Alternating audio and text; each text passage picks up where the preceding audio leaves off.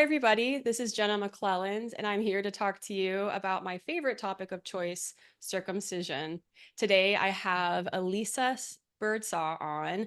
She is a really incredible sister of mine. She is a devoted wife and mother who was almost tricked by the system to circumcise her son. She's got quite the story to share with us. Alysa is so passionate. She's just like me. She teaches me a lot of information too. She knows so much about what's happening in the body with the baby and what the deception, certain layers of deception that she'll share with me that I'm like, whoa, and it helps me get better. So the more of these conversations that she and I have had together, the more I realize we need to hear more from moms, because that to me is the biggest piece. And I think they hijack mom first. They disembody her.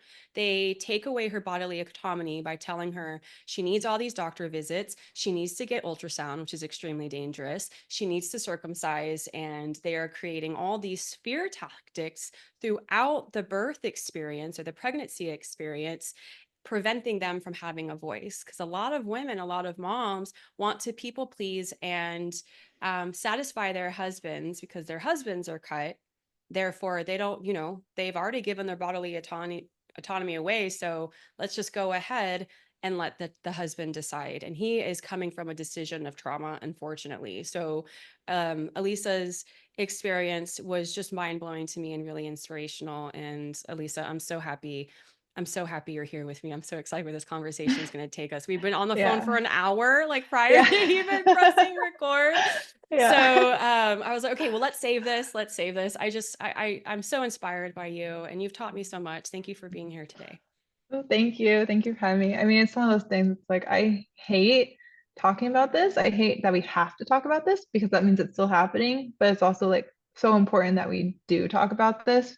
Otherwise, it's going to continue happening. So it's like I'm so glad I can be here with you in this space and like if my voice helps contribute to boys staying whole and moms understanding what's happening. Like, I'm so happy to speak up and against this. I'm so happy to lend my voice to this movement Yeah. because it's like I was a mother, and when you get pregnant, there's just so much to learn. Like, you really have no reason to learn about any like pregnancy, birth, labor, like any of that stuff prior to getting pregnant. And when you do, it's like a race, right? You get 9 months, probably less, because you usually find out like 4 weeks, usually at the earliest, right? And a lot of women have less than that.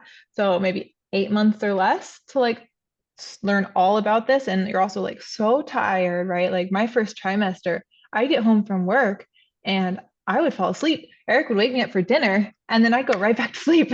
Right. I was so exhausted. And it's like I didn't have time. So like the first trimester went by and then when the second trimester hit, it's like, okay, now I need to start researching, now I need to start learning.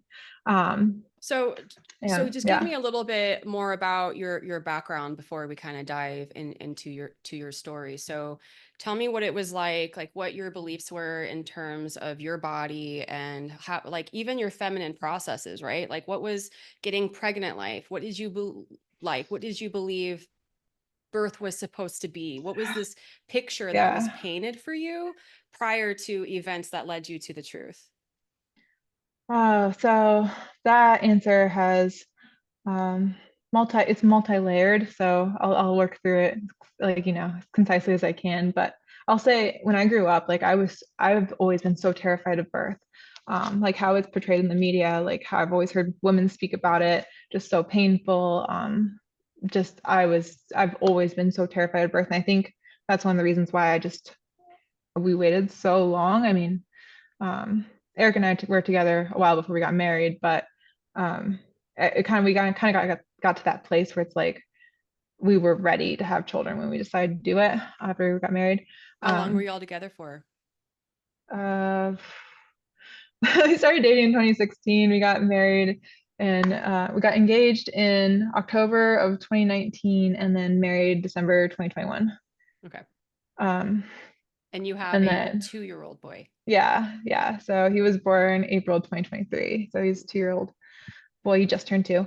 Um, but yeah, so I guess that didn't really help. But I also um when we got married, it was kind of like, okay, well, we didn't really approach pregnancy with intention at that point. It was kind of like, let's pull the plug and just see what happens, type of thing. Yeah. And that's kind of just how we approached it. And um, so I actually got pregnant like shortly after getting married. And I haven't really shared this with too many people, so I'm sure some people who might watch this and um, who know me might be surprised to hear, but like I had a miscarriage with that first pregnancy, and it was traumatic at the time, definitely, because you get this spark of hope, and then it was an early miscarriage, but it quickly, obviously turns to loss and grief. Um, and that's already so, every woman who has a miscarriage has their own story, but And for us it was how'd that make you feel about your body? Or did you feel kind of like it was your fault? I just kind of want to know your yeah, emotional. well, so part of like going through this was like I had multiple blood draws, like see how far the pregnancy was progressing, and then I also had an ultrasound, and in the ultrasound they could tell it was like a blighted ovum is what it's called. So like uh they said there was like no yolk or something, but like it's a fairly common form of miscarriage. But uh, I think since I wasn't really intentionally preparing for pregnancy, that for that first round, we were just kind of like, let's see what happens. And in my mind, I was like, oh, people get pregnant all the time. Like, it's going to be easy. And like, why do I have to prepare for this? Why do I need to prep my body or do anything? And so, like, I did kind of, like, I think the weekend before we would have conceived, going by the timeline, um, I had been drinking. I had a night out with my girlfriends, and like we were drinking wine. And so like after the miscarriage, I was reflecting, and it's just like I didn't know that at the time, but like that could have had an impact. And I was also just so worried after the ultrasound. It was like, what if something's wrong with my eggs? And like, what if something's wrong with my body? And I know that obviously I'm only half the equation, right? Like sperm is just as important. The male's contribution is just as important. And like they can be equally responsible for a miscarriage as a woman. Mhm. But it really took me that miscarriage to kind of step back and like reevaluate how we were approaching conception and how I wanted to approach pregnancy from a health perspective. Um, it was really like a turning point where I kind of had to take radical responsibility for my actions and my choices and my decisions and how it was going to impact my health and our future baby's health. And that was really like the turning point where I started to take, accountability for how how I was going to show up and um, approach life honestly, but like pregnancy and birth.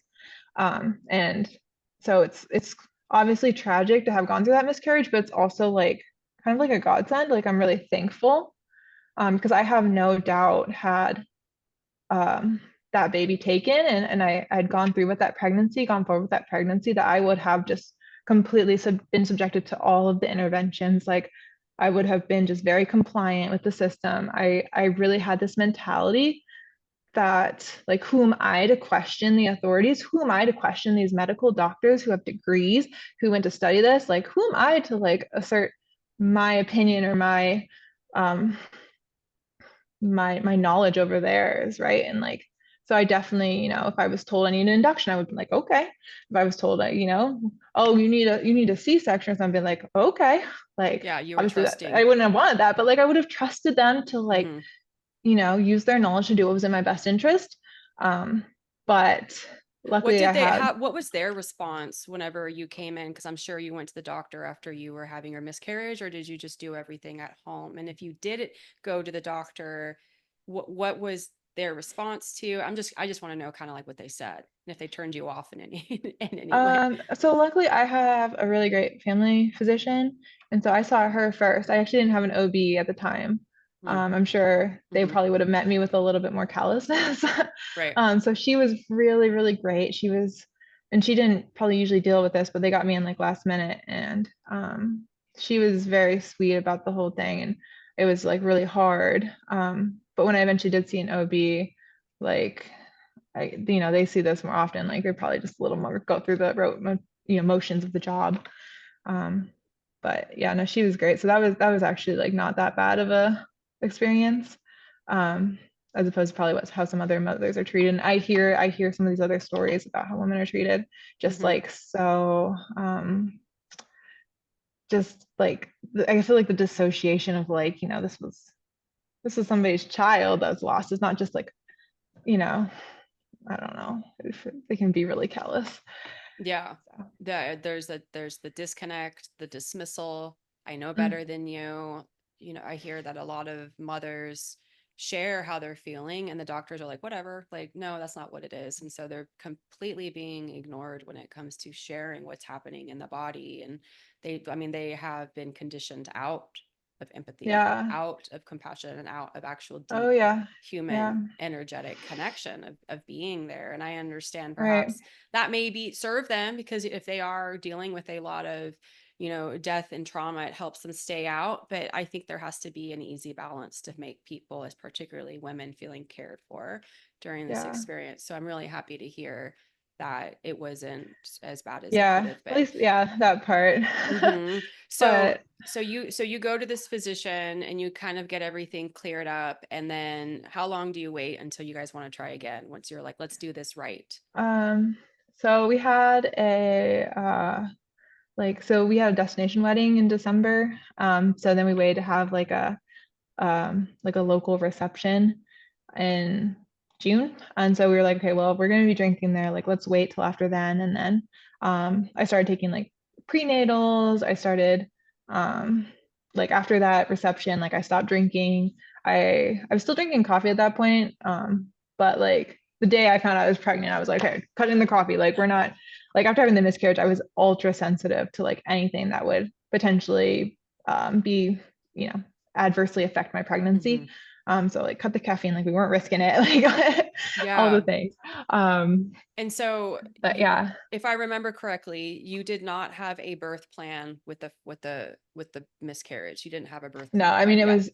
it was much too early, and like I hadn't done any preparation for that pregnancy. There was no Mhm. thoughtfulness that went into it.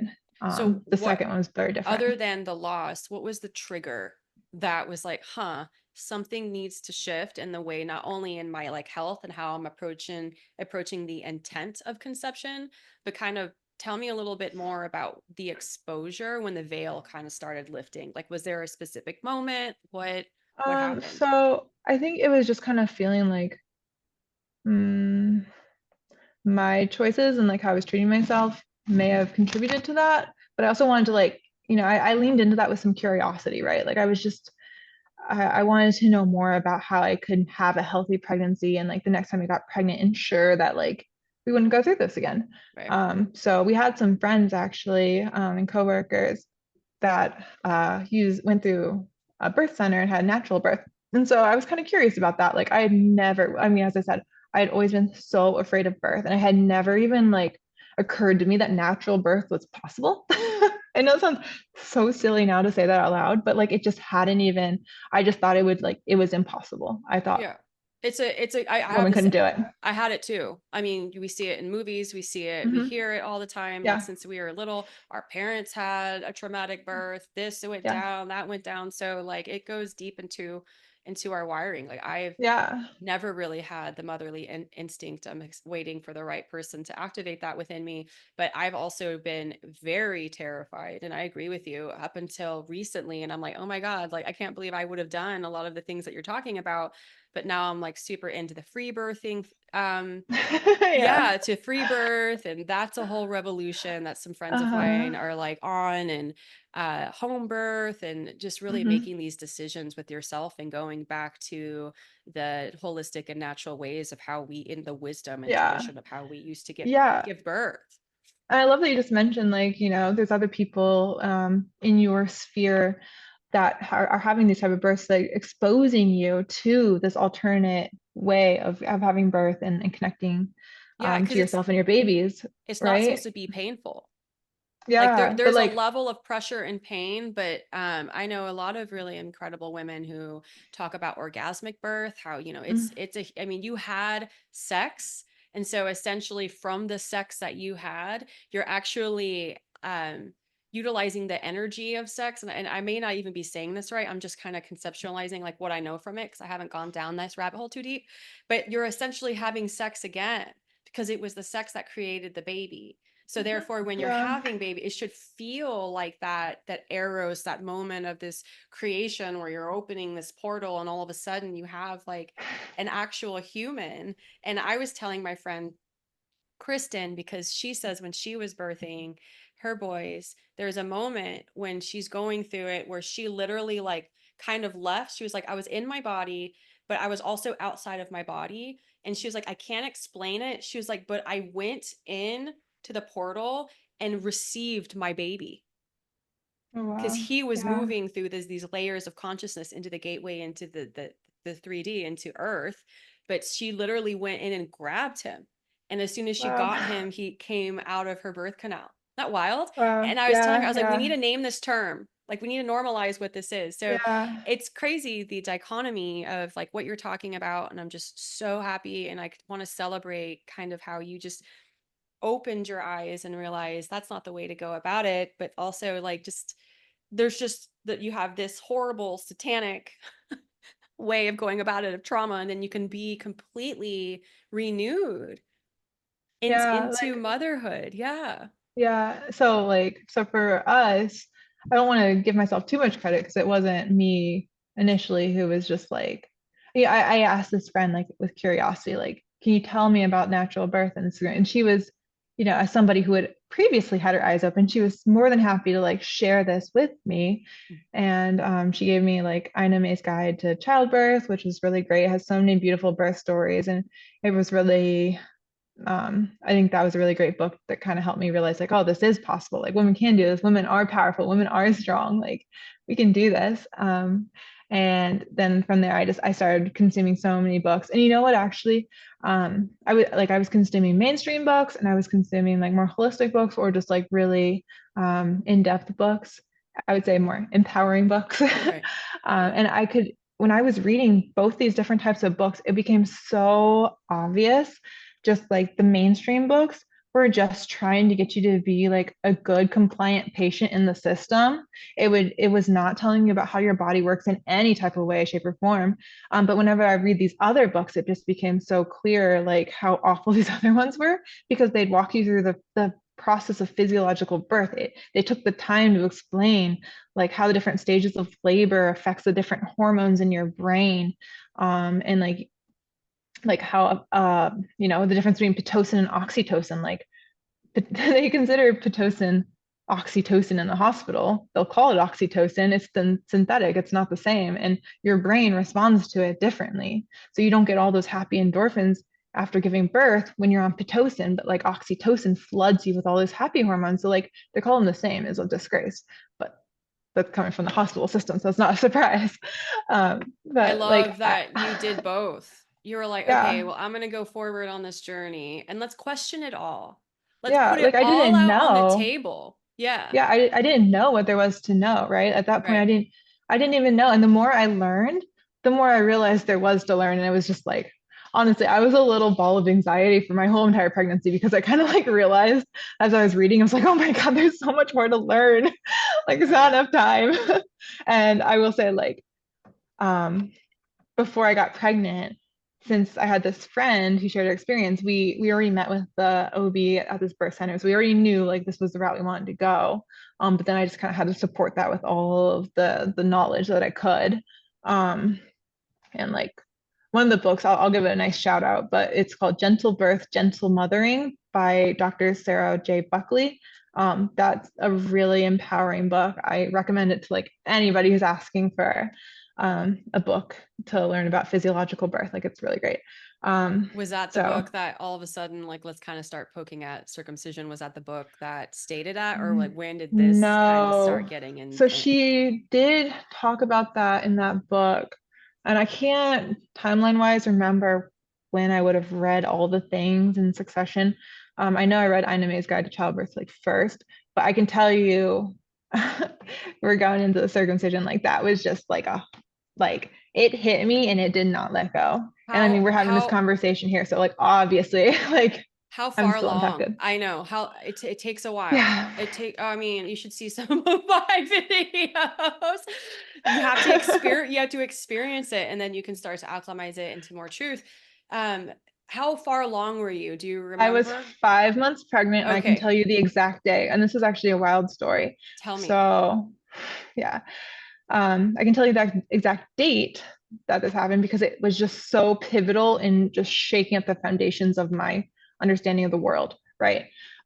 January 8th, I had finally decided we didn't know the gender of our baby all along. Like we decided to keep it under wraps. We never looked up until he was born. But in preparation of having a boy, I finally said, like, and I had been dreading to have this conversation because I just, my gut told me circumcision was wrong, but I just didn't have the information and I hadn't gotten around to researching it yet.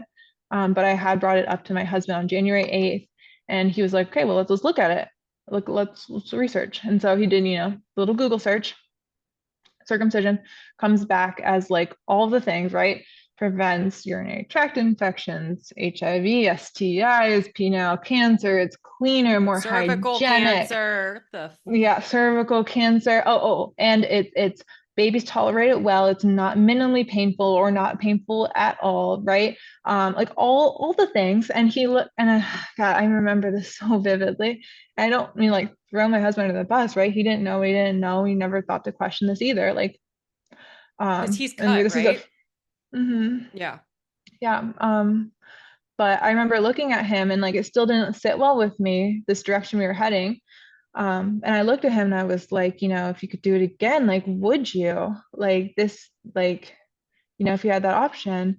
And he's like, yes, absolutely, yes. Like, I'm glad like it happened as a baby, like that. And I've heard that from other mothers and almost like exact conversation. I've seen Mm, that over and over and over. So I'm sure there's other people who are hearing this that could relate to that exact conversation. And yeah. I said, Yeah. okay, like if you would do this over again, you have no regrets. Like this is you're happy and like okay, like we can do it, right? And like that it just sits so heavy on my heart having and even then like I didn't understand the implications of asking a cut man to research this. Like I didn't even understand at that point the psychological implications, right? Like to ask him to confront this topic and then also understand that he's going in with this level of bias trying to justify what was done to him. Like I had an impact, I didn't have any understanding of that. I had no appreciation for that. Now I do. And I tried to warn other mothers like, hey, like your husband's coming from this place, like it's really hard to confront that. So anyways, but so I feel just even for that moment we had for one day one day decided to have our child circumcised if he was a boy. And even for just that period of time, having made that very uneducated, right? Because I hadn't researched at all at that point, apart from what he did on the computer and then relayed to From like me. Wikipedia, or not Wikipedia. Yeah, is it Yeah, it was Wikipedia? Though like the it's like Mayo all. Clinic or like, whatever the first Hmm. result is, right? And Yeah. I remember asking him too, I was like, can you tell me how it's done? Like, I want to understand. And like, honestly, all the sites were so vague and they are intentionally vague because if they describe it, parents won't want to do it. And I remember walking away and I'm like, so is it like a nail clipper? Like, just like clip it off? Is this like loose skin hang? Like, I remember asking that and not getting an answer. And still having decided like okay well let's do it but then the next day we happened to mention So on January 9th, January right? 9th. Yeah. January Yeah. 9th. Yeah. The next day, we happened to just offhand mention to the same friend who turned us to the birth center that, oh yeah, like we were just talking about circumcision yesterday. And she started immediately like breaking down and like through tears was just telling me like immediately like this is the biggest regret she's had.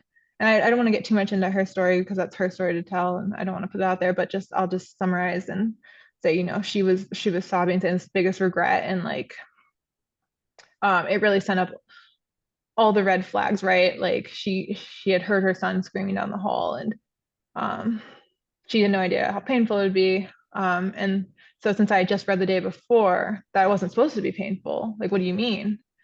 All the red flags went up, right? And she sent me the Your Whole Baby site. And so from there, I started researching, and I honestly haven't stopped researching. But all the red flags went up, and I went home and I I went through that entire site that night. Like I was just, and the more I read, the more that like pit of just like, I don't know, just it was traumatic. It was traumatic having decided the day before that we were going to do this to our child, having been completely ignorant on the topic. We weren't asking the right questions. I didn't know what questions to ask, right? So like I feel like, there's so much to learn during pregnancy, and if mothers aren't asking the right questions, like you could be tricked into this too, right? Usually it's a quick Google search on circumcision, and then what returns are results which try to justify this as a surgery, even being offered to babies and children. They're trying to justify it. So those are results that you're getting. Of course. Um, and now I can appreciate that, but like that's why I try so hard to just like put out there like foreskin is not a birth defect. Like, do you know its important structures and functions? Because it has different structures and functions. It's not just skin. Like Yeah. there's so many different aspects that people need to be asking about, like, and Yeah.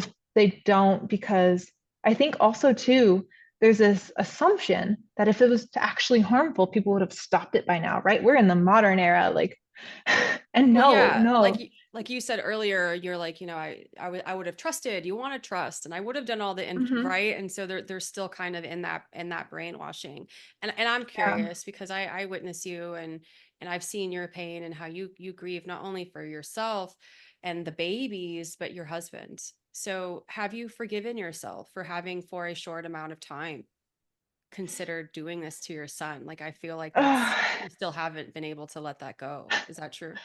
That's probably true. Yeah, I think my husband, when I mention that every once in a while, just like I can't believe that, I had agreed to that after having done no research. And I'd like to think with who I am as a person, like I would have circled back around to like verify or like do a little bit more after.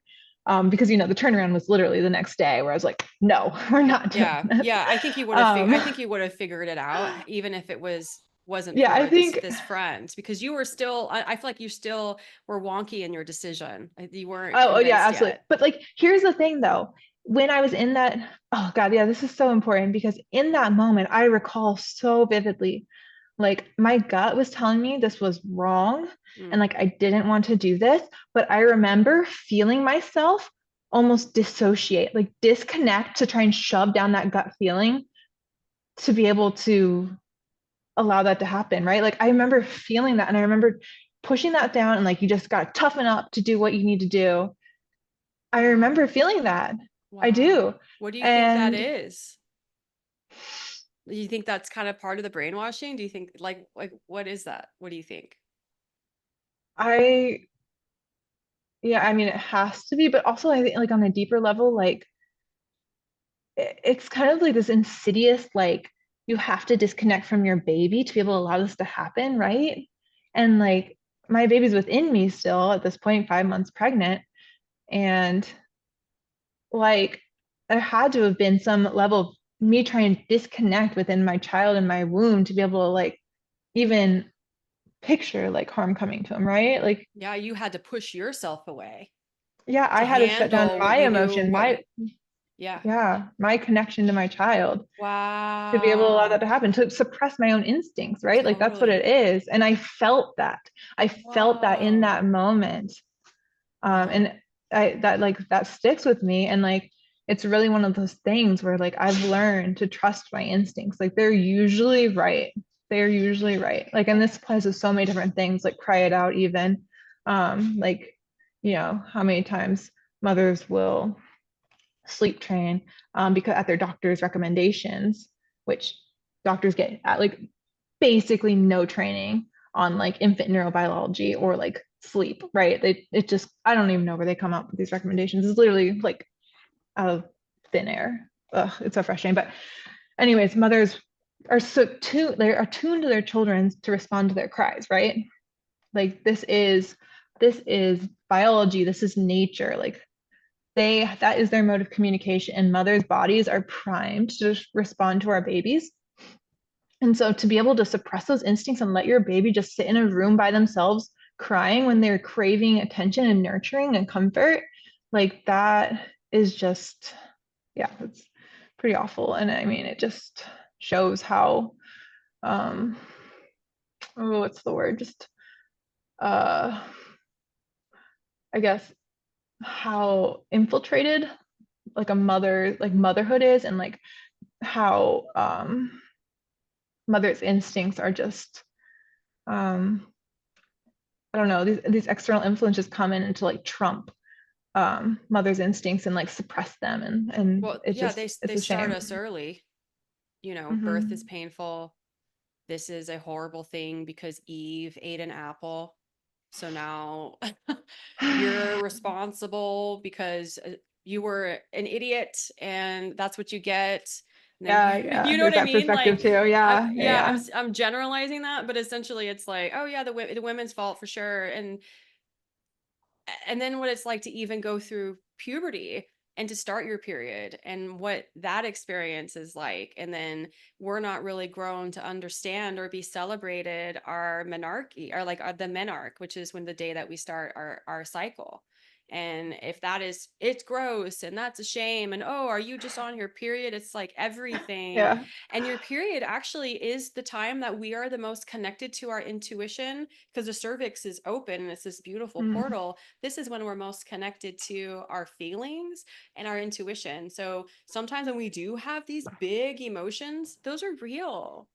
yeah, Those are real time to deeply connect. And so yeah, to be shamed upon the feminine processes, which I 100% was a victim of, and luckily I took radical responsibility like you did, but it's just, it goes within the conditioning of women to be trained to dissociate and be afraid. A lot of women are yeah, also walking around with sensory motor amnesia, which means they are disconnected from their genitals altogether. And so if you can, and this is what I've been saying up at like recently, if you are that disconnected and you have that much shame and you don't even want to look at your vulva and you don't really have any reverence for this beautiful part of your ability to feel pleasure and to dive into your intuition and to birth, yeah. like it, you know what I'm saying? Hmm. Hmm. So Yeah. anyway, I feel like I'm about to go off on a tangent and I don't want to. I can like feel that energy. I want to stay with you Reel it back here. in. But I totally agree with that upset that you're experiencing now, that you were like almost tricked, because had I had not done my work, I wonder if I would have been tricked, because the first couple of penises, you know, I ever was sexual with, or, you know, um, they were intact and I thought nothing was wrong with them. I liked it. I thought it was easy. And then I had a circumcised man. I'm like, how do I give this thing a hand job? Like, I don't know how to work this. And there was Yeah, a I lot of, mean, yeah, there's a lot of friction. And then I remember some girls being like, oh, like it's circumcised is better and you're lucky to have it. And so then I kind of started to fall a little bit for the brainwashing as well. mm, And yeah, so it's just disconnect a woman from her womb, control humanity. Tell her she yeah, needs a yeah, doctor. Tell her she needs to circumcise. Tell her she doesn't have a voice. Tell her to not trust her intuition. Tell her to second guess herself. Show her that she can't create. yeah, yeah. So I'm just so proud of you. So this was in this was January 2023.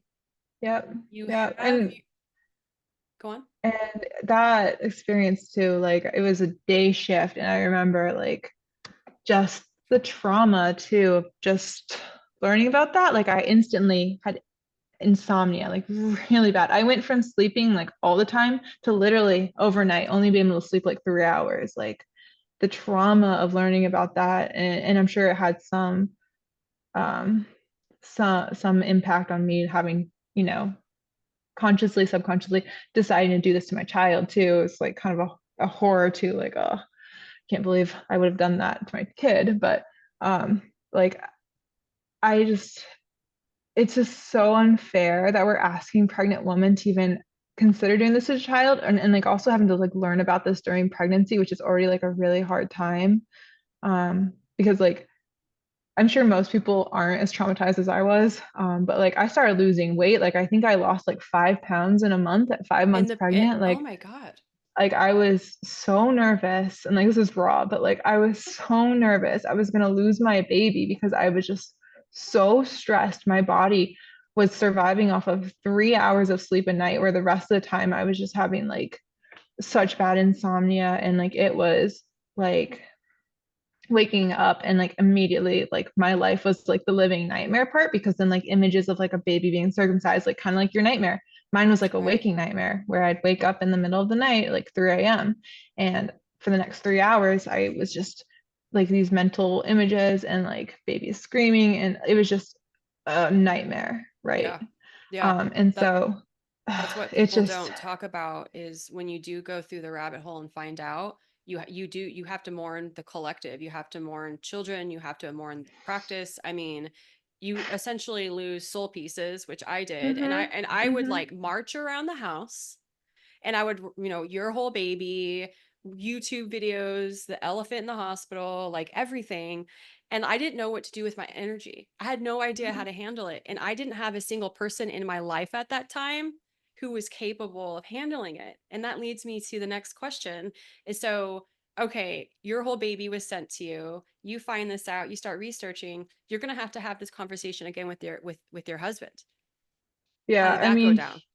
so it wasn't like, I would say, like just the like a secondary conversation, like, oh, where we need to like sit down, talk, bring all that I've read to the table and talk about this again. It was as I was learning things, I was like spewing them at him, and he was like kind of going through this process with me, and he was seeing how affected I was. So it wasn't like we needed to really sit down, because like, I mean, as soon as he started hearing the information, I mean, it was obvious that like I'm not going to allow this to happen to my kid. But it's a secondarily, I had to observe him kind of process all the information I was talking. And I could tell, like, my husband's an engineer, he's very rational, he's a type A person, like information and facts are like valuable to him, but like the emotional processing part might be a little bit more challenging.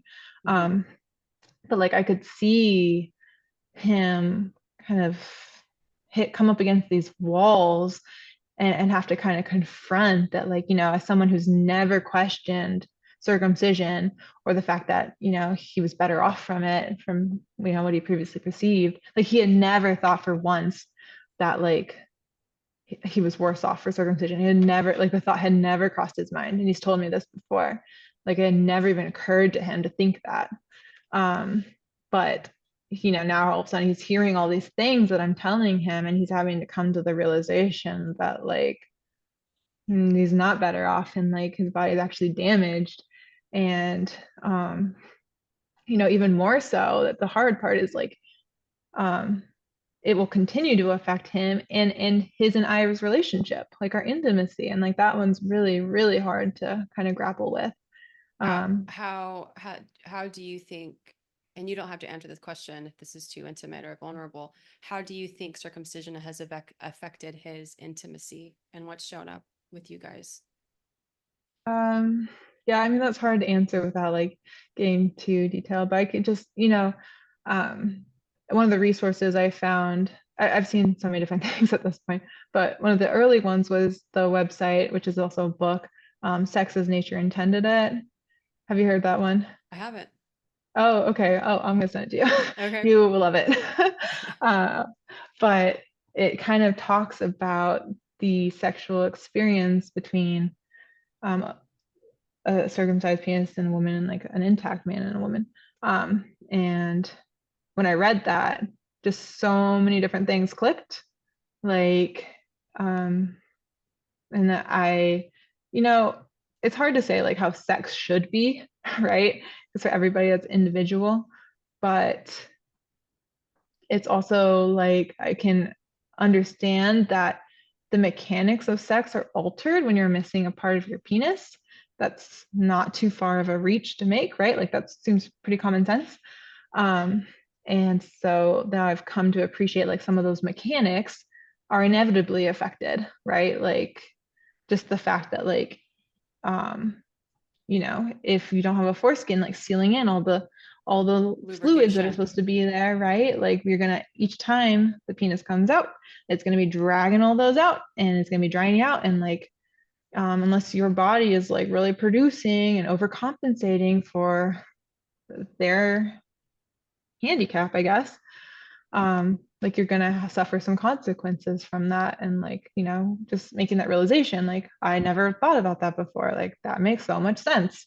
Um, and The just one there's that some other, the one that things breaks like, my heart the most is that the foreskin, and I talk about this a lot, is the foreskin specifically has receptors in it that connect to hmm the male brain that allow him to bond and fall in love. So it produces a lot like a neurochemical cocktail of yeah, it also has bonding. estrogen Yeah. receptors. And there's Yeah. not like much science on that, like what they do and how they work, but like obviously they're there for a reason. Mm-hmm. And if you're circumcised, you've had them amputated. Mm-hmm. And like, Yeah. yeah. And then the mother wound starts to show up because you're getting close and intimate with a woman again. And when you were the most intimate and you were the most vulnerable, you were harmed. So hmm that's like a subconscious reaction or response to being intimate. So there's this tendency to bail out because you can try to hide, and I've said this recently. It's like it's kind of dramatic, it's kind of funny. You can run, but you cannot hide from the truth of Yeah. circumcision, and not only hmm what it does to the baby's behavior, neurology, all of the things, but to sexuality.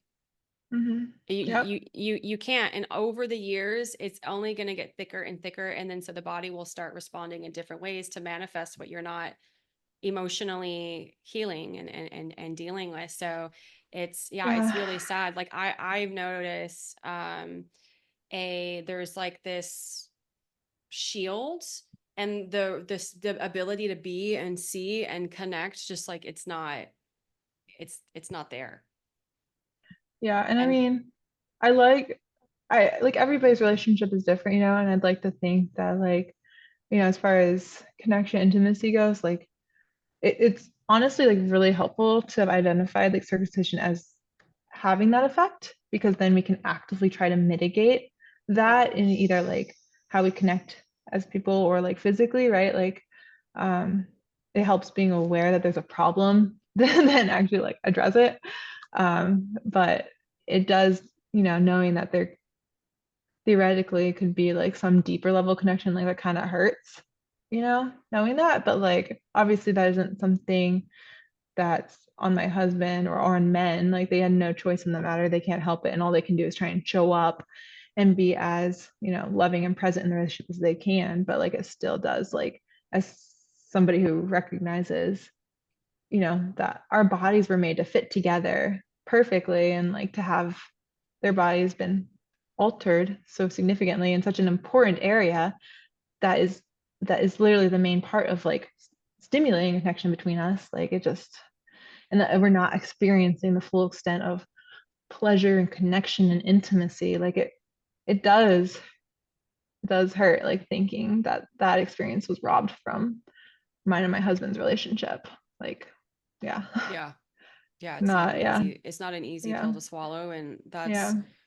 one of the reasons why I'm like, this isn't just about men, yeah. Or I hate when because people say it's like not, it's just some surgical or a minor procedure, it's not that deep, and I'm like, oh, you don't it get it. Like, yeah, it it really affects is. everyone. It Yeah. really is that deep. Hmm. Yeah. In Judaism, they want their circumcision specifically to be as painful as possible, so that implicit memory will tick every time they're sexual, that reminds them that of their circumcision. So they literally want it to be with them all of their life, and they were aware of what it does to women sexually, how Oh it yeah. yeah, how dissatisfied she becomes, how premature ejaculation is a problem. Erectile dysfunction is also one. So she's not, I mean, men are hot, right? They're fire, they're ready, they're erect, they're like, yeah, like we take time. So by the time he's like ready and going, and all of a sudden he shoots, he doesn't score because the Yeah. woman is just like, you pulled a fucking rug from underneath me. And then her trust in him starts to deteriorate. And so what happens there in the bedroom starts to show up in other areas. And so there's a lot of uh, resentment, and they know of it. They are very aware of what this does, not only to men but to women, and Yeah. then pulling again that trauma onto children, because she's all dissatisfied, she does whatever, and then how is she going to feel like she has this partner who's really supporting her in childbearing and raising children, I don't know. It's just it's a whole thing. It's a beast. Like it just doesn't Yeah. stop, and it's so into the psyche of man. And it's I'm just so happy to see that there is a shift happening, which definitely feels really amazing. So you Yeah. have your baby, and you're going through the stress portion, like, and so you're saying the energy from January 9th, 2023, you're still kind of carrying on with you today. Yeah, I mean, I've had to work a lot. Like we were just maximum level of distress there, and being pregnant was just like an extra like level of hardship. Um, I was, but God, when I got to the end of my pregnancy, I just wanted my baby out, not just because of like pregnancy symptoms or discomfort, but it was just like I had that feeling that like my body and my psyche was so under attack from learning about circumcision, from the grief and trauma of its existence, right? And the fact that like people just do this to their kids without questioning and they think it's okay. Um, that I was just like praying for my baby to have my baby, like to get him out of my body so he wasn't getting all these stress hormones, right? Like cortisol, the death hormone. Yeah, It I was could see how flowing through that my was body. really getting you for sure. So it's like I was getting to the end of my pregnancy. I wanted a healthy baby, but I was also like, let's get him out of my body because my body is just like in so much turmoil. And he was born at 40 and 2. Like I wasn't gonna, induce or do any of that, but Yeah. I just tried to like manage my mental health and like wellness as best as I could. And my husband was really pivotal and supportive in that. Um, but once he was born, and it was so much relief to me because I felt like, and it's a terrible position to be in too, to feel like you're killing your baby, like because you're so stressed and you Right. I can't mean, control it. yeah, Like you're like, I'm that protecting sucks. you from circumcision, but yet I'm so stressed Yeah, out about it now. I'm worried that I'm going to harm you almost just as yeah, much yeah. as the And procedure itself. yeah, my son, he had a pretty severe tongue tie, and like, Mm, um, I think he had like some of those like midline defects or whatever. you don't And blame yourself so for that, right? I not fully, but like part of me is like, I was under so much stress, and like stress impacts pregnancy, like it just inevitably does. And so like part of me is wondering like to what extent did my stress affect, like did it help contribute to tongue tie? Like was it something else? Who knows? I won't know, but like I Well, have no doubt my stress affected him in some type of way, right? Like it I had would to be have. curious, and this kind of leads into my next question, cortisol. Does Hmm. Is cortisol a byproduct of being tongue-tied? Because if you're saying you have anxiety and you keep talking about cortisol and this death hormone, So have you looked into that? yeah, so I don't want to like say this is necessarily like I don't know if you've heard of the MTHFR methylfolate hydroreductase Mm-mm, gene mutation. mm-mm. So I haven't tested myself or my son, but I suspect that he probably has that. What But is it? it's like a gene mutation where your body has trouble like filtering out toxins, Mm. and some indicators can be like if you have a tongue tie, like sometimes I can't remember what it's called, but you have like a vein that's like a sugar vein or something, I think it's called. And so he has that on his nose as well, and just it makes them more it makes their body work harder to process and filter out toxins. Wow. um, but uh, uh, as far as cortisol goes, like I don't know necessarily what the impact would be, but for the MTHFR gene mutation, what I've read is that there can be like a trigger, like it's something that turns on, and cortisol can turn it on, like trauma or something like that. So part of me is wondering if we had this gene that stress during pregnancy triggered it for him, maybe. I don't know. That's a But rabbit hole because there's so many things I could yeah, say, but we're here to talk about circumcision. I know, right? Yeah. I'll So, tell you on another call. I'm just going to drop the word okay. I'm just going to drop the word epigenetics. Yeah, no, yeah. So tell us what you learned. So about cortisol specifically, because like you've done the deep dive, we both have, but sometimes you'll Mhm. spew in something and I'm like, oh whoa, because there's like there's so much to be learned about this topic on all the different levels of spirit and brain and emotion and Yeah. heart and whatever. So tell us about the cortisol, what happens to the Okay. baby. Oh, God. So, cortisol is also known as the death hormone. So that's lovely, right? So circumcision is obviously so painful, so traumatic that a baby's brain releases so much cortisol, right? And there's actually a study, it wasn't published because of honestly, like, I guess, uh, corruption, probably.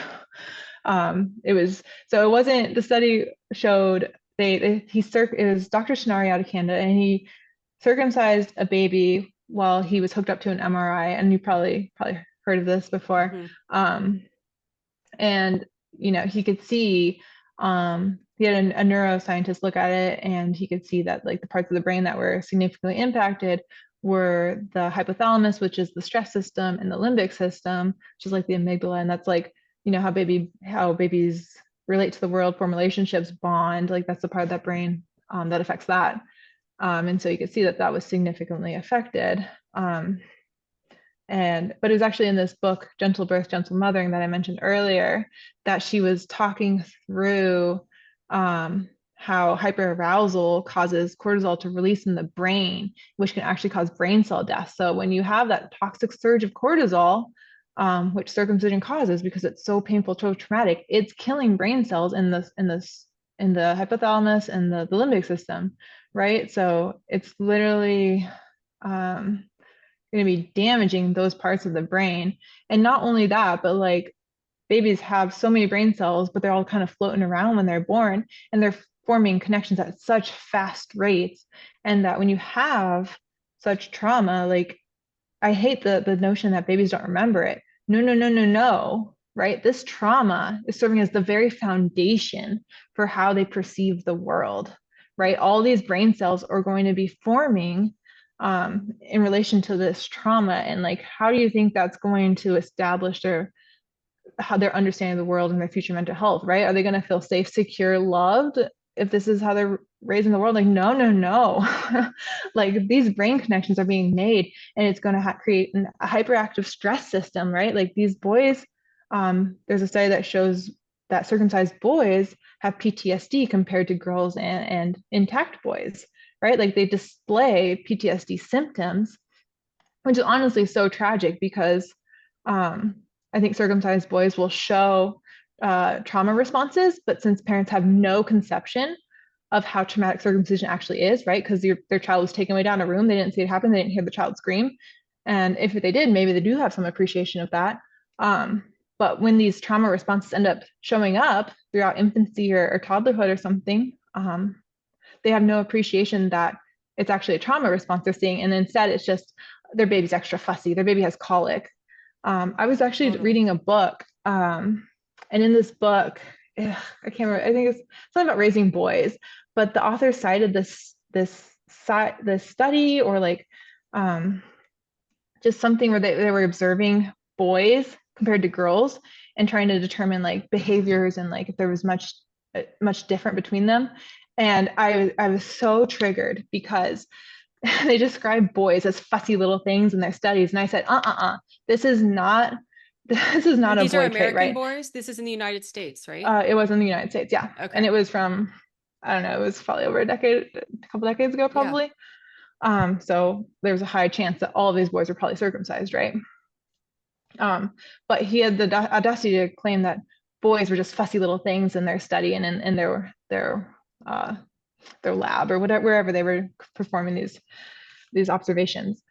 But no, no, no, like I so triggered because no, this isn't boys aren't fussy little things. No, it's sexually abused babies are fussy little things, but it just happens to be right that they have sexually abused and tortured all the babies of a specific gender. So now this trauma response is being embedded as a gender trait, as a gender characteristic. Wow. How outrageous is that? Yeah. And as a boy mom, like I so outraged. Yeah. And so what some men have said to me is like I'm disrespectful to the masculine and I'm dismissive and I just like well I just had this thought this isn't you. Like you didn't decide to be this way. I'm not bashing your character. I'm not Mm-hmm. telling you you're a bad person. I'm not telling you that you have behavioral problems. I'm not telling you it's this is how the body responds to trauma. Mm-hmm. This is Yeah. out of your control, Yep. right? Yeah. So it's not about stating, oh, all these men have this and poking the bear. No, I'm here to help free the bear. But we Yeah. have to talk about these Yep. facts of what happens when a girl or a boy is laid down to a circumstance and has the Mm-hmm. most sensitive part of their body and their genitals ripped off without pain medication. Like, so I love that you're talking about the study and the behavior thing. And it's Yeah. like, again, I'm just going to state it. It's not an attack on people. And because this is who the character and this is who you are. No, no, no, no. This is how our brain development works. Yeah. I mean, and I think it's so important to speak to the infant experience, right? Mm-hmm. Like to shed light on uh, what their experience is and how it affects them, because part of the issue is people want to impose um, what they want to believe the experience of the infant is, Yeah. and that doesn't actually align with what the infant is experiencing, right? When people say, oh, the baby's just crying because he's just doesn't like being strapped down. Okay, well, that might be Right. true, He's cold but when those now. cries turn to screams as you started to rip the membranes that fuse the foreskin to the glands, well, I don't know how you can possibly ignore that. Like, Yeah. Babies do one or two things. That's the motor skills that they have. Cry or pass out. That's it. mm-hmm, Like, mm-hmm. how else are they working Yeah, when right. you're, that's it. Yeah, and So then go on. yeah, to go back to the cortisol, it's just like Mm-hmm. um yeah, yeah, I kind of got off on a tangent, but to revisit that, like when you have that flood of cortisol, like, and the baby can't escape, right? They are locked in there.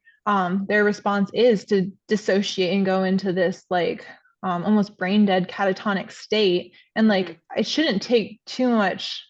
It's not too far of a leap to understand that when a baby goes into shock, like how damaging that is to their very nascent brain, right? Like that is just so harmful, so damaging.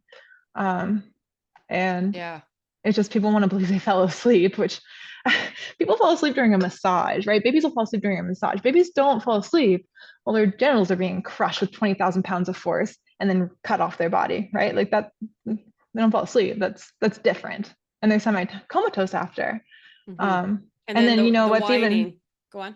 yeah, yeah. And then afterwards, doctors will warn like, oh, like they're probably not going to be very hungry after. They probably won't feed for like, longer periods of time, which is sometimes why women's breastfeeding relationships end up Go declining down. after Mm-hmm. circumcision And because then their the baby's so baby won't look at traumatized. the mom in the eye anymore Yeah, but like because babies are betrayal. they're in so much pain, right? Their brains are so damaged from this experience that they can't even muster their own survival instincts to kick in, right? Which is to feed and eat. Their own survival instincts have been suppressed because they've been so traumatized, so injured, so like so suffered so much. And it's just so heartbreaking. Like when I see in these mom groups, just people like, oh yeah, it's normal. Like, my baby didn't eat for like 6, 10, whatever hours after. He was just so tired, or Unbelievable. like we couldn't wake up my baby, he was just in that deep of a sleep, and just like the dissociation, the Well, disconnection is well, just remember unbelievable. what you were in the beginning of this on January 8th, the mechanism in which you were the, that came in that literally pushed you away from your baby. Yep. So Yeah, yeah. you experienced that for let's 12 hours. Okay? Yeah. They've had to experience it all through their pregnancy, all through their birth, all through the circumcision. They're not even going to go, and then they have to continue to do that. Now Hmm. there's ego, now there's layers of facts and things that all these white coats are saying that are going to protect this decision. So Yeah.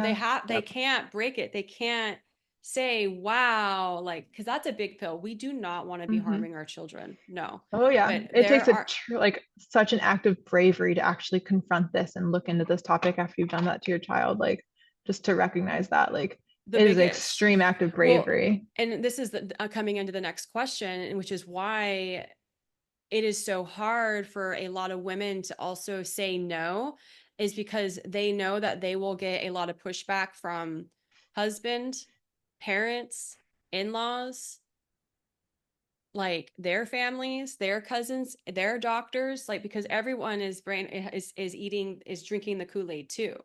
So they don't have any support and they're going to feel really alone and question themselves like, well, might as well do it because who am I even going to have to go to talk about this? Because when I went down, took embarked on this journey, I had nobody. Like I said, I had my spiritual mentor Brenda Pantango, and she was absolutely incredible, and I don't know what I would have done without her, honestly, because like, how do you even heal from that? And I'm curious as to what support did you have, and did you lose family? Did you lose friends? Tell me a little bit more about what it's like to be opening your eyes to such a taboo, controversial topic, and what it's like to stand in that truth against other people. Oof, well, Yeah. Big uh, question. yeah, I can see like it's obvious why this is so difficult to talk about because as soon as you speak it out into the open that circumcision is harmful, like you're automatically saying that like people who have done this are harming their children, or people who want to do this are going to choose to harm their child.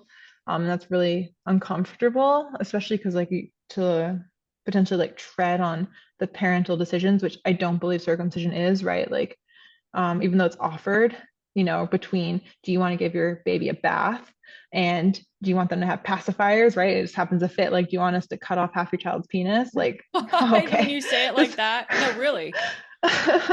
like one of these is not like the others. Do you want to use the right Um, nipple or the left nipple? Oh, do you want to mhm. cut part of your son's penis off? Yeah, right. So it's couched that way. I don't believe it to be, Right. I never should have had that right to decide that for my child. I'm Right. still very outraged that I do. But yeah, no, it's really when you speak out on this, unless you guys have to be just completely like have no emotional intelligence, like you understand the implications of that. But it also is so important because had I known earlier and had I been speaking out earlier, people who would cut their sons they might have had the information to not have done that. They might have felt more empowered to know like there's a movement behind this, that I'm somebody they can turn to, that I'm someone who would support them in that. Um, and I kind of realized that there might be some personal cost, but to the extent that like me supporting human rights would turn somebody from being a part of my life or being a friend or a family member, like honestly, those were losses that I was willing to, to cut, um, or to lose. Um, but also like from my perspective too, and it's really, really hard because I know people aren't at like this conscious awakening that I'm at. And I kind of have to put myself back in that like early stage of learning about this and like how much I didn't know. I kind of have to sit back with that older version of myself to, talk with people on this topic. Um, but like from a personal perspective, how I look out at society, maybe not just individual parents, but just like society as a whole. It's just really disturbing to have people who, can't understand that circumcision is sexual assault, like it is child abuse, right? By all definitions. Um, we literally there'll be, describing acts of child abuse and it'll literally say like, except circumcision. So like clearly circumcision is all of these things. It is child abuse, sexual assault. But it's just so disturbing to me that a whole entire society can do this to their children and not see it for what it is, right? So it's like some part of me has an issue with just letting people in who can't identify blatant sexual assault and child abuse when it's being done. So like on a personal level, like I'm uncomfortable with having that necessarily in my life or like around my child, but like especially with like close familial relationships, like it's really important to kind of protect like our space and um you know from a familial perspective it's hard to like kind of share some of the dynamics there, but I have been disappointed in some of the responses I've received to where like some family won't even consider this, and that's really disturbing and disheartening. um, but then I've had like other family who has like my mother-in-law. She's been very receptive. She's read and watched everything we sent to her. She's you know said if she had all this information that we have access to today, because this is basically pre-internet. All you had to go off of was what your doctor told you, unfortunately. And with the white coats, detracting from a mother's instinct, like even given an opportunity, especially decades ago, like it's really hard to overcome that as a mother. So I can What totally understand where she's what coming from, but one thing that's really interesting and I love that because she also chose to cut her son, so to her to be able to swallow that pill and go through that is like is mhm. so brave. But one Yeah. thing that I'm noticing with men is they're from a specific nationality. There's a couple of them and they'll be like, my dad's not cut, like no one really in my family was cut, I'm first generation, my mom had me here in the United States and she cut me. Mm. So you like they're even getting vulnerable people like that on Yeah. some level, and so they're just like, wait, Yeah. like make this make sense, and they it's a thing. I've had a really really good friend of mine is like, it doesn't make sense, Jenna. Like I need to talk to her. I was like, talk to her if you need to talk to her, but I can imagine she'll tell you that she was duped, and she could Mhm. recognize that, hopefully, because usually if you come from another country and then their husband or their dad wasn't cut and then they cut the son, they'll be like, you're right, like, oh my god, but I didn't know, I came to this new country, the American dream, all these white coats know Yeah. exactly what they're doing, it's Yeah. the best Right. country in the world, all the Yeah. bullshit. Yeah. So yeah, and I just I'm so proud of you and your story and your journey because it's just so important for women to access their voice. And like for me, and I know this is obviously mostly about you, but the more I ground, the more I speak, the more that like people realize they can't fuck with me. Like it's slowly but surely, but I have a bunch of people I'll notice they're peeking into my store. They're peeking in because they hate me, Yeah. but they're also peeking in. Yeah. Guess Right. what ends up Yeah. happening? Their stances have been completely shifted. Like I've had people, Yeah. you're crazy, blah, blah. And I'm just like, sorry, not sorry. That's all Yeah. you. That has nothing to do with me. That has nothing to do with what I stand for. And the more I stick with it, the more these people are like, this is legit. Yeah, So no, I am extremely like proud to yeah, have made the decision for my child that I did, right? Like honestly, like I said, I'm disgusted that it's considered a decision and that this is something that we had to do. Like, right, in reality, I just respected his basic human right to physical integrity and yeah, bodily autonomy, right? Like yeah, that's all I did. I yeah, left him alone. right. But like Yeah, I'm super proud to be able to to have protected him, but then also to lend my voice and my experience to the movement against this to help end it. Like, I don't want to see any other mothers duped. I don't want anybody else thinking that this is going to be better, healthier, beneficial, cleaner, right? Like all of that's false. So that none of that's real, yeah, right? So if those are the reasons they did it, they didn't.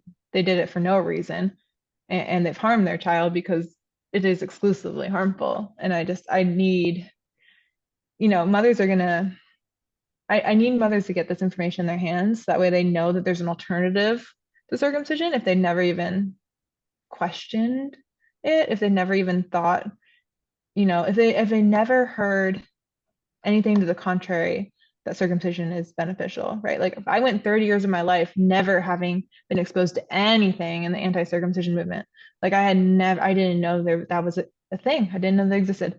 And when I started getting into it, I was like, oh my God, like at first I thought like, am I the only person? Like, Yeah. am I the Yeah. only person that's going through this? And then, that's when I started like trying to find the communities, find the groups. And then I did, I got connected and I was like, oh, like, thank God, like there's other people out there that get this. But I It, just want, it, mothers to understand like, okay, well, there's something to learn here. And like, I hope they'll be receptive or approach it with an open mind and curiosity. At the end of the day, they're going to do whatever they're going to do based off whatever compels them. But like, at least they know that there's some resistance and some pushback and like there's more to know there. And like if they fail to do that research, if they fail to then act on that or pursue that with any more curiosity, like that's on them. But like, yeah. yeah. Trust your gut. Don't push it down. Be a Mm-hmm. voice and know that there are if you do feel alone, there are communities out there. There are a lot of women. There are Mm-hmm. a lot of people here, because you do have to go through that experience. It's world, earth, universe shattering, and then you kind of have to go through your own metamorphosis of this. But like when it does come to being like, hey, this is officially where I stand based upon all this time and energy I've put into researching, Yeah. that there are people here to support you, that Mm-hmm. you are making the right choice. You Yep. are Yep. making Yep. the right choice by feeling deeply into your body. Something is wrong. And you have people that will support you through that. 100%. And Yeah. this may be crossing a boundary, but to me it's like, sue me, husband. Sue him. Mm-hmm. Fucking sue him. And like maybe not go that far, but like you know what I mean? Like you can get Yeah. you can figure it out. Like Well, some of the advice that moms give is like leave them off the birth certificate. They can't prove he's the dad, right? Like yeah. then he doesn't get a say. Like I would, Like I've that's said, extreme, but like, yeah, I would take the baby and run. because You can't find me. right, honestly, like if a mother's trying, so if they're part of these communities, they're probably getting their hands on some type of research, some videos, whatever. And if they're trying to bring this information to their husband and their husband's just like not receptive and he won't accept any of that information, right? Like luckily my husband wasn't that way. Mm-hmm. But like some husbands, I do hear that they shut down. They don't want any of it. They don't want to hear it. Keep that away, right? Like they just can't confront that, You're dwelling. I like it. You're right? But crazy. like, Mm-hmm. yeah, but like in reality, right? Like you don't need to cut your child to appease your husband. Like your husband needs therapy. Like that's what needs to happen here, right? Like you need Yeah. to protect your child and your husband needs therapy because honestly, like in the family dynamic, and I've thought about this a little bit, um, like when you ask your wife to cut your child, to harm your child, um, you are Something's wrong. asking to and right because you don't and your wife doesn't want her husband to resent her so she's going to cut the child and like she's going to sacrifice her child to preserve her relationship but like think about what that actually means, right? If you are harming your child as a result of your husband, like what does that do to your family dynamics? That immediately creates some tension and breaks it to some extent, right? Well, Like you you damn can't if you trust do, your damn if yeah you you've don't. yeah, you've damaged your connection between your child and your husband now, right? Because the wife no inevitably it shifts the shifts it completely where the wife will resent the husband, even like it might be suppressed really deeply, but it's there, Mm. right? The husband has honestly like strong armed the wife into to doing this when she didn't want to. Like, how do you think that affects the family relationship? Whereas conversely, if the mother is able to protect her child and you know, prevent the husband from like infiltrating like that bond, well, now it gives that husband, the dad, an opportunity to go out, confront this trauma, work on self betterment, right? Get therapy or you know, get connected to trauma resources or something like that. Work on himself and then come back to the family dynamic more whole than when he was what he was before and kind of build a stronger, tighter, more whole relationship together, right? Like that is what men need. They don't need to be appeased by cutting the child's penis to match theirs and make them feel better about their own virility and sexuality, right? And like, no, no, no. Like we need to protect the son, protect the baby. Yeah. And then we need to because it's the damaged part of the husband showing up. It's the damaged part of the father showing up in those moments. And we need to send him out to get the help he needs so he can return back to the family unit whole, right? And show up for his family, uh, having Yeah. gone through. I've had moms Yeah. cry on my lap. I don't know how, Jenna, I'm going to forgive my husband for this. And I'll just say, I don't know either. Mhm. And you're going to figure it out. And I can help you in any way that I can. But you can heal from this. And we're kind of going into a different dynamic. I don't really want to speak on at this moment because I'm still learning about it. But Mhm. this can be healed if he's willing to take accountability for it. And if you're willing to do the work, and if your son does come forward later in life and he's upset, you acknowledge that. Like it doesn't Yeah. matter what time in life, you can always, if let's say your son is 30 and you're 60, you can still offer a level of healing and you can Yeah. mend the relationship. So I can't my heart breaks. Like I'm not, I get angry at these moms for sure, but I also have to take a step back and just remember, like what you said, is like I at some point thought this. I at some point I spent this like minuscule amount of time saying yes to it, and I have to go back to Mhm. her. It's like everybody is a victim of it on some way, but up until Yeah. everyone is willing to take radical responsibility for this beast, but healing is available for everything. And I tell a lot of men, and some of them don't want to hear it. It's like there's a soul contract involved. And this procedure is here, although it's very traumatic, it's here to teach you something. Mhm. And it's up to Yeah. you to really fight. Yeah.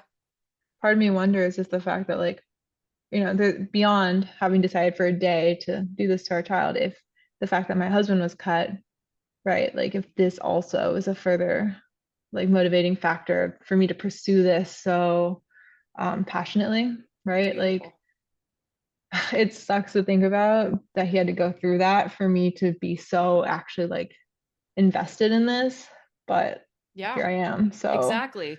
I hate Exactly. thinking that, but like maybe it has, I can't deny that that's an important factor. It's beautiful So that you guys have that contract in the way, if that is true, and you can feel that in your body and see if that resonates. But he was like, I'm gonna be of service to you, Alysa, and like help you in this life to activate your voice and to stand up for something as a mom. And I don't, that mhm. just feels like so beautiful to me. So Yeah. I love watching you grow, and I know love like your new account. And yeah, Yeah. and my favorite question usually at the end of interviews, I'd love to ask your favorite book, if you could recommend a book, but you've already been stating all these books.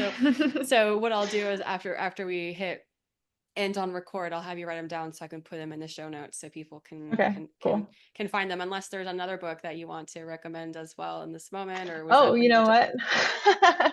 Because we were just talking about like infant neurobiology and like the effects of trauma on the brain. Mm. Another good one I'm actually currently reading, so you can join me in real time. It's The Nurture Revolution by Greer. Her last name's escaping me. Um, I'll put it down. but yeah, Nurture Revolution, really good. She's a Love it. neuroscientist. Love it. So she's coming from a very educated perspective, and like she's all about like your baby needs nurture, love, affection. Like that is what grows a baby's brain, and Touch. anything like touch, yep. Lots And of like, touch. yeah, Yeah. neglect, trauma, abuse, like that's not good for your baby's brain. So Yeah. that's a Well, good where one. can everyone find you? Okay, so like you mentioned, I have a new account. It is wholly underscore aligned, wholly as in WHOLLY. And that's just kind of paying tribute to like Your Whole Baby, the movement to keep boys whole. But also just like, are wholly aligned here. Like it just seemed like a kind of a holistic name too. Yeah, aligning to the Um, wholeness of mhm. humanity. Totally. Yeah. I love it. Yeah. So Yeah.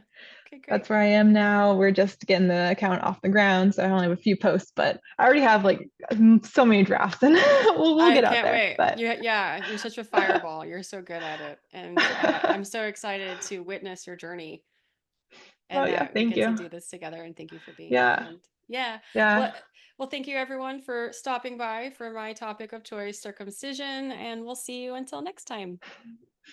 Bye.